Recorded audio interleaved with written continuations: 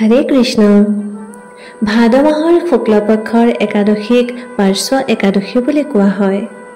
এই একাদশীৰ আন এটা নাম হৈছে পৰিৱৰ্তনী একাদশী।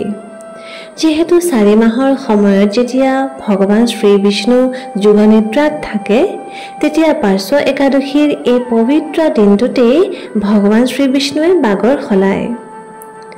যিহেতু এই ব্ৰতৰ কথা ভগৱান বামনদেৱ তথা বলি মহাৰাজৰ সৈতে যুক্ত হৈ আছে, সেইবাবে এই একাদশীক বামন একাদশী বুলিও কোৱা হয়। একাদশীৰ ব্ৰত অতি পুণ্য প্ৰদানকাৰী হয়। এই ব্ৰত পালন কৰিলে জানি বা অজানিতে কৰা পাপৰ পৰা মুক্তি প্ৰাপ্তিটো হয়েই, ইয়াৰ লগতে যিমান প্ৰকাৰৰ দান, উদাহৰণস্বৰূপে স্বৰ্ণদান, ভূমিদান, অন্নদান, গোদান, কন্যাদান তথা তপস্যা, তীৰ্থযাত্ৰা তথা অশ্বমেধ আদি যজ্ঞ কৰিলে যি পুণ্য ফল প্ৰাপ্তি হয়, ঠিক সেই একেই পুণ্য একাদশী ব্ৰত পালন কৰিলেই প্ৰাপ্তি হয়। আৰু 2025 বৰ্ষৰ অতি পবিত্ৰ এই পাৰ্শ্ব একাদশী অথবা পৰিৱৰ্তনী একাদশী সমাগত হৈছেহি অহাকালিলৈ অথবা 3 ছেপ্টেম্বৰ বুধবাৰে। কিন্তু মায়াপুৰবাসীৰ সৈতে আমাৰ অসমবাসী ৰাইজেও এই ব্ৰত পালন কৰিব বৃহস্পতিবাৰে অৰ্থাৎ 4 ছেপ্টেম্বৰ তাৰিখে। আহক আজি আমি পবিত্ৰ পৰিৱৰ্তনী একাদশীৰ মাহাত্ম্যৰ কথা শ্ৰৱণ কৰোঁ। এবাৰ যুধিষ্ঠিৰ মহাৰাজে এই একাদশীৰ মাহাত্ম্যৰ বিষয়ে ভগৱান শ্ৰীকৃষ্ণক জিজ্ঞাসা কৰিছিল। তেতিয়া ভগৱান শ্ৰীকৃষ্ণই জনকল্যাণৰ অৰ্থে ক'লে যে ভাদ মাহৰ শুক্লপক্ষত সমাগত হোৱা পাৰ্শ্ব একাদশীৰ মাহাত্ম্য কেৱল শ্ৰৱণ কৰা মাত্ৰকেই সকলো ধৰণৰ পাপ নাশ হৈ পৰে। এই ব্ৰত পালনৰ দ্বাৰা বাজপেয় যজ্ঞৰ ফল প্ৰাপ্তি হয়। সেইদিনা মোৰ বামন ৰূপৰ উপাসনা কৰিলে ব্যক্তিয়ে আধ্যাত্মিক জগত প্ৰাপ্তি কৰে। যুধিষ্ঠিৰ মহাৰাজে শ্ৰীকৃষ্ণক আৰু সুধিলে যে মই এই কথা জানিবলৈ ইচ্ছুক যে আপুনি বামন অৱতাৰ গ্ৰহণ কৰোঁতে বলি মহাৰাজক কিয় বান্ধি পেলাইছিল। ইয়াৰ উত্তৰত ভগৱান শ্ৰীকৃষ্ণই ক'লে যে বলি নামৰ তেওঁৰ এজন পৰম ভক্তই ত্ৰেতা যুগত দৈত্যৰ কুলত জন্মগ্ৰহণ কৰিছিল। এই ৰজা সত্যবাদী তথা পৰম দানী আছিল। তেওঁ সদায় বৈষ্ণৱৰ সেৱা কৰাতেই যুক্ত হৈ কটাইছিল। তেওঁ শ্ৰদ্ধা সহকাৰে পৰিবাৰে সৈতে ভগৱানৰ পূজা আৰাধনা কৰিছিল। তেওঁৰ পুণ্য তথা তপস্যাৰ বলত ইন্দ্ৰতকৈও অধিক শক্তিশালী হৈ পৰিছিল। নিজৰ পুণ্য কৰ্মৰ দ্বাৰা অৰ্জিত শক্তিৰ মাধ্যমেৰে এবাৰ তেওঁ দেৱৰাজ ইন্দ্ৰক যুদ্ধত পৰাজিত কৰি স্বৰ্গলোকত নিজৰ আধিপত্য স্থাপিত কৰিলে। পৰিণামস্বৰূপে সকলো দেৱতাগণে গুৰু বৃহস্পতিৰ অধ্যক্ষতাত ভগৱান শ্ৰী নাৰায়ণৰ কাষ চাপিল আৰু তেওঁক এই বিপত্তিৰ পৰা তেওঁলোকক মুক্ত কৰিবলৈ প্ৰাৰ্থনা জনালে। দেৱতাসকলৰ প্ৰাৰ্থনাৰ দ্বাৰা প্ৰসন্ন হৈ ভগৱান শ্ৰীহৰিয়ে বামন ৰূপত প্ৰকট হোৱাৰ নিৰ্ণয় গ্ৰহণ কৰিলে।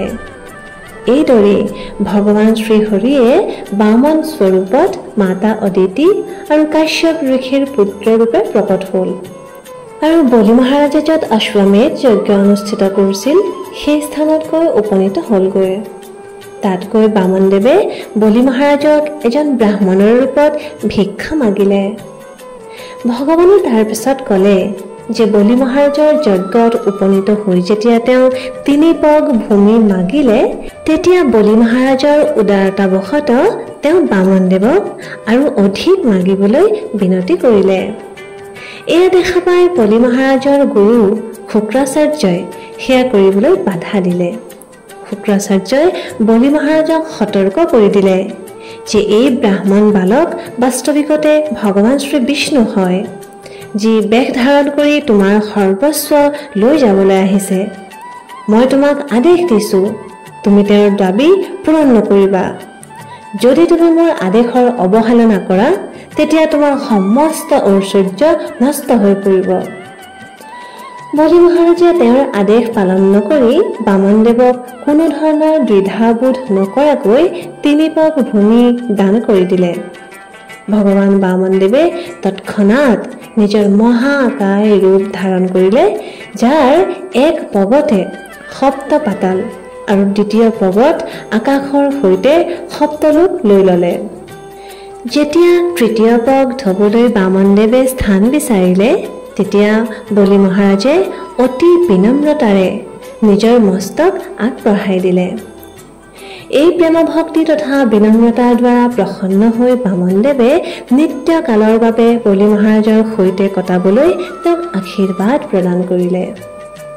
কোৱা হয় যে এই পাৰ্শ্ব একাদশীৰ দিনাই বামনদেৱৰ বিগ্ৰহৰ স্থাপনা বলি মহাৰাজৰ নিবাসস্থলত কৰা হৈছিল।